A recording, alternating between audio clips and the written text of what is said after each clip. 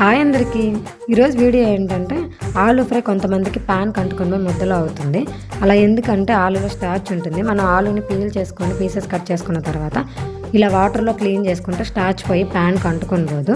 ఇప్పుడు మనం ప్రాసెస్లోకి వద్దాము. ఒక ప్యాన్ తీసుకొని హీట్ అయిన తర్వాత ఆయిల్ యాడ్ చేసుకొని, ఆయిల్ హీట్ అయిన తర్వాత పోపు దినుసులు ఎండుమిర్చి యాడ్ చేసుకొని, పోపు వేగిన తర్వాత మనం కట్ చేసి పెట్టుకున్న ఆనియన్స్, అలాగే మనం కట్ చేసి పెట్టుకున్న ఆలూ పీసెస్ని కూడా సాల్ట్ పసుపు కూడా యాడ్ చేసుకొని, సాల్ట్ పసుపు మంచిగా కలిసే వరకు ఇలా తిప్పుకుంటూ కలుపుకోవాలి. ఆలూ ఫ్రైని హై ఫ్లేమ్లో తిప్పుకుంటూ చేసుకోవాలి. ఆలూ పీసెస్ ఇలా 90% ఫ్రై అయిన తర్వాత ఇప్పుడు కర్రీ లీవ్స్ యాడ్ చేసుకోవాలి. అప్పుడైతే మనకి కర్రీ లీవ్స్ ఫ్లేవర్ బాగా తెలుస్తుంది. ఒక 2 minutes అలా ఫ్రై చేసుకొని ఇప్పుడు మనం కారం యాడ్ చేసుకోవాలి. ఇక్కడ నేను కొబ్బరి కారం యాడ్ చేసుకుంటున్నారు. మీరు దీని బదులు నార్మల్ కారం యాడ్ చేసుకోవచ్చు.